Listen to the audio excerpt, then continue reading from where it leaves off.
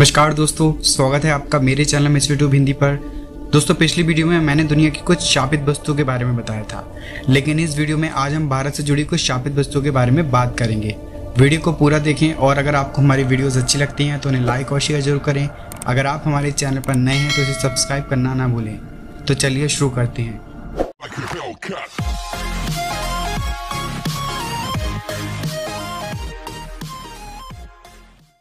The Regent diamond. इस हीरे को आंध्र प्रदेश के गुंटूर जिले में पाई जाने वाली कोलूर खदान से 1698 में खोदा गया था। इस हीरे का रंग फीका नीला होता है। उस समय जब ये हीरा खोदा गया था तब ऐसा माना जाता है ये हीरा उस खदान में काम कर रहे एक मजदूर को मिला था। उस मजदूर ने इसकी जानकारी किसी को नहीं दी और उसने वो हीरा अपने पैर में बने एक घाव में छुपा लिया, मगर इसकी खबर वहाँ के कप्तान को लग गई और ऐसा माना जाता है उस कप्तान ने उस मजदूर से धोखे से वह हीरा छीन लिया और उसे मार डाला और फिर उस कप्तान ने वह हीरे को एक भारतीय व्यापारी को बेच दिया। लोगों की माने तो उस मजदूर ने मरते समय उस हीरे को श्राप दे दिया था, जिसकी वजह से वह हीरा श्रापित हो गया। जिन लोगों ने इस हीरे को अपने पास रखा या फिर पहनने की कोशिश की, उन पर मुसीबतों ने धावा बोल दिया। उसके बाद ये हीरा फोर्ट सेंट जॉर्ज के गवर्नर थॉमस पिट के पास पाया गया। उन्होंने बताया कि उन्होंने ये हीरा एक इंडियन मर्चेंट जामचंद से 48,000 पगोडास में खरीदा था। पगोडा उस समय की करेंसी का एक यूनिट था जो कि गोल्ड से बनाई जाती थी, जिसको उस समय की डायनेस्टीज ने इशू किया था। थॉमस पिट ने कुछ घटनाओं के चलते 1717 में इस हीरे को ऑर्लियंस के शासक रीजेंट फिलिपे द्वितीय को बेच दिया, जिसके बाद इस हीरे का नाम रीजेंट डायमंड पड़ा। फ्रेंच की क्रांति के दौरान यह हीरा कई और क्राउन ज्वेल्स के साथ चोरी हो गया। इसके बाद ये हीरा नेपोलियन बोनापार्ट के पास पाया गया, जो कि एक फ्रांसीसी सैन्य व्यक्ति और राजनीतिक नेता था। उसने इस हीरे को अपनी तलवार में मढ़वा लिया था। ऐसा माना जाता है जिसने भी इस हीरे को रखने की कोशिश और उसके बुरे दिन शुरू हो गए और नेपोलियन के साथ भी बिल्कुल ऐसा ही हुआ। होप डायमंड एक सफ़ेद रंग का हीरा है जिसको रोशनी में ले जाने पर यह नीले रंग का दिखता है। ये 45.52 कैरेट का है, जिसकी कीमत करीब 23 अरब आकी जाती है। इसको द किंग्स ज्वेल और द ब्लू ऑफ फ्रांस के नाम से भी जाना जाता है। इस हीरे का इतिहास काफ़ी रहस्यों से भरा हुआ और विवादास्पद है। जिन जिन लोगों ने इस हीरे को पहना या अपने पास रखने की कोशिश, वो सब काफ़ी दर्दनाक मौत मरे। यह हीरा करीब 4 सदी पहले भारत में तेलंगाना राज्य की कोलूर माइन से मिला था, जो भारत में हीरे की खदान है। ऐसा माना जाता है यह हीरा मंदिर में एक प्रतिमा की शोभा बढ़ाता था, जिसको वहाँ के एक पुजारी ने चुरा लिया था और उस पुजारी से फ्रेंच के एक रत्नों के व्यापारी जीन बैप्टिस्ट टेवर्नियर ने खरीदा था या फिर छीन लिया था। इसके बाद उस पुजारी को इसकी सज़ा भुगतनी पड़ी, जिसके बाद जीन बैप्टिस्ट टेवर्नियर की भी तबीयत खराब हो गई और उसने तुरंत इसे किंग लुइस 14 को बेच दिया। तब किंग लुइस 14 ने इसे एक ज्वेलर से इसके शेप को त्रिभुजाकार करवा लिया, जिसके बाद इसका नाम द ब्लू ऑफ फ्रेंच पड़ा। इसको पहनने के बाद किंग लुइस 14 की अवसाद के चलते मृत्यु हो गई। इसके बाद कई राजाओं ने इस हीरे को पहना और उन्हें भी इसकी कीमत अपनी जान गंवा के चुकानी पड़ी। इसके बाद इसको रॉयल स्टोर हाउस को दे दिया गया। वहाँ से फ्रेंच की क्रांति के दौरान इसको चुरा लिया गया। इसके बाद इसको इंग्लैंड में देखा गया, जहाँ इसको एक फेमस बैंकर थॉमस होप ने खरीद लिया और तभी से इस हीरे का नाम होप डायमंड पड़ा, क्योंकि ये हीरा होप फैमिली के पास कई साल रहा। 1839 में थॉमस होप की रहस्यमय तरीके से मौत हो गई।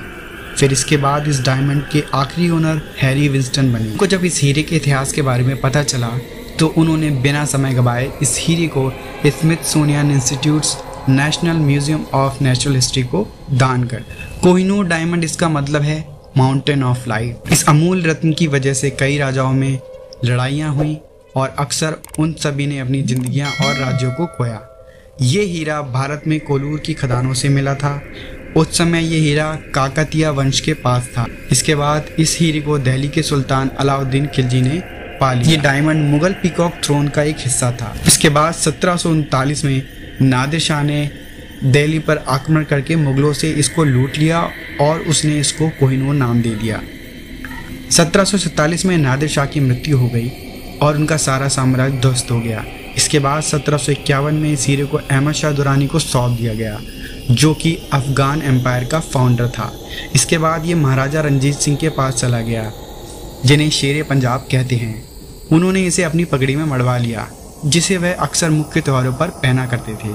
उनकी मृत्यु के बाद ये उनकी फैमिली के पास काफ़ी साल रहा। सेकेंड एंग्लो सिख वार में एक लास्ट ट्रीटी ऑफ लाहौर के चलते महाराजा के सारे एसेट्स को क्वीन विक्टोरिया को दे दिया गया, जिसमें कोहिनूर भी शामिल था। क्वीन विक्टोरिया की डेथ के बाद ये हीरा क्राउन ऑफ क्वीन अलेक्जेंड्रा की मुकुट में मढ़ दिया गया, जो कि एडवर्ड 7 की वाइफ थी। और आखिर में हीरा क्वीन एलिजाबेथ के क्राउन में मढ़ दिया गया, जिन्हें क्वीन मदर भी कहते हैं। सन 2002 में क्वीन मदर की डेथ के बाद ये क्राउन एक परंपरा के अनुसार उनकी कॉफिन के ऊपर रख दिया गया, जिसे लाइंग इन स्टेट कहते हैं। कोहिनूर हीरे का श्राप केवल मर्दों के लिए माना जाता था। ऐसा माना जाता है जिस मर्द ने इसे रखा या पहना उस पर मुसीबतों का पहाड़ टूट पड़ा, इसलिए बाद में इस हीरे को औरतों को सौंप दिया गया। Delhi purple sapphire. Delhi purple sapphire Bharat में इंद्रदेव के मंदिर में पाया गया था, जिसको 1857 की क्रांति के दौरान चुरा लिया गया था। इंद्रदेव मौसम के देवता हैं। ऐसा माना जाता है इस हीरे का वहां से चोरी होना उस पर श्राप की शुरुआत मात्र था। पर्पल सैफायर काफ़ी रेयर सैफायर होते हैं। इसको कर्नल डब्ल्यू फेरिस द्वारा इंग्लैंड लाया गया, जिनको बाद में इस अमूल्य रत्न को घर लाने का बहुत पछतावा हुआ। जल्दी पूरी फेरिस फैमिली को बीमारियों और आर्थिक परेशानियों ने घेर लिया। हद तो तब हो गई जब फेरिस फैमिली के एक करीबी मित्र ने इस सैफायर की वजह से आत्महत्या कर ली, क्योंकि यह सैफायर तब उसके पास था। इसके बाद एडवर्ड हेरन एलिन इसके ओनर बने, कि famous Irish poet Oscar Wilde के करीबी मित्र थे। एलिन काफ़ी एजुकेटेड पर्सन थे। वो अंधविश्वास को नहीं मानते थे, लेकिन उनको भी जल्दी इस बात का एहसास हो गया कि ये जैम बुरी तरीके से श्रापित है। इससे छुटकारा पाने के लिए उन्होंने इसे 2 बार अपने करीबी मित्रों को दे दिया, जो इसे खरीदने के इच्छुक थे। लेकिन वो दोनों भी इसके श्राप से अछूते नहीं रहे और कुछ घटनाएं उनके साथ भी घटी, जिसके बाद उन्होंने इसे एलन को वापस लौटा दिया। इससे परेशान होकर एलन ने सैफायर को एक डार्क रीजेंट कैनल में फेंक दिया। 3 महीने बाद ये सैफायर वहाँ काम कर रहे मछुआरे को मिला, जिसको ये पता चला कि ये सैफायर एलन का है, तो उसने इसे उन्हें वापस लौटा दिया। इसके बाद एलन को इस बात का यकीन हो चुका था कि उस सैफायर का कर्ज उनका पीछा नहीं छोड़ने वाला। सन 1904 में जब उनकी वाइफ की बेटी हुई, तब उन्होंने इस सैफायर को बॉक्स में बंद कर दिया और उस पर एक नोटिस भी लिख दिया कि उनकी मृत्यु के 3 साल बाद ही इस बॉक्स को ओपन किया जाए। सन 1943 में एलन की मृत्यु के बाद ये बॉक्स नेशनल हिस्ट्री म्यूजियम को मिला, जिस पर एक चेतावनी लिखी गई थी। कुछ सालों बाद नेशनल हिस्ट्री म्यूजियम ने वह बॉक्स खोला। उसके अंदर उन्हें एक नोट मिला, जिस पर एलन द्वारा सैफायर की वजह से हुए दर्दनाक हादसों का जिक्र था। एलन ने नोट में अपने आखिरी वर्ड्स में लिखा था कि जो भी पहले उस बॉक्स को खोलेगा वह पहले इस पर लिखी चेतावनी पढ़े, और मैं चाहूँगा वो इसे समुद्र में फेंक दे। सन 2004 में दिल्ली पर्पल सैफायर के ओनर जॉन वाइटेकर बने, जो कि नेशनल हिस्ट्री म्यूजियम के मेंबर थे। एक बार जब जॉन इस जैम को ले जा रहे थे, तब वहाँ भयंकर तूफान आ गया, जिसकी वजह से जॉन और उनकी वाइफ की कार वहाँ फंस गई। दूसरी बार जब वह इस जैम को लिए जा रहे थे, तब उनके पेट में अचानक से भयंकर दर्द होने लगा, और हद तो तब हो गई जब वह तीसरी बार इस जैम को कहीं ले जाने वाले थे, तब वह बहुत बीमार पड़ गए और जांच करने पर पता चला उनको किडनी स्टोन हो गया है। ब्लैक और आई ऑफ ब्रह्मा कहलाने वाले इस हीरे का इतिहास काफ़ी रहस्यमय और गहरा है।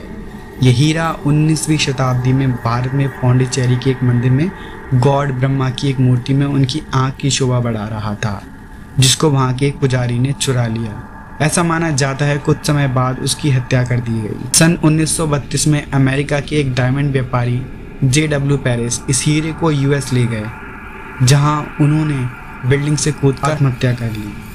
जिसके बाद ये हीरा रशिया की राजकुमारियों के पास मिला, जिनमें से एक का नाम नाडिया ऑर्लोव था, जिसकी वजह से इसका नाम ब्लैक ऑर्लोव पड़ा। लोगों का मानना है इन दोनों राजकुमारियों ने भी ऊंचाई से कूदकर आत्महत्या कर ली थी। इसके बाद इस हीरे को चार्ल्स एफ विंसन ने खरीद लिया, जिसके उन्होंने 3 हिस्से कर दिए और इसे कई हीरो के हार में मढ़ दिया। उनका मानना था ऐसा करने का श्राप चला जाएगा।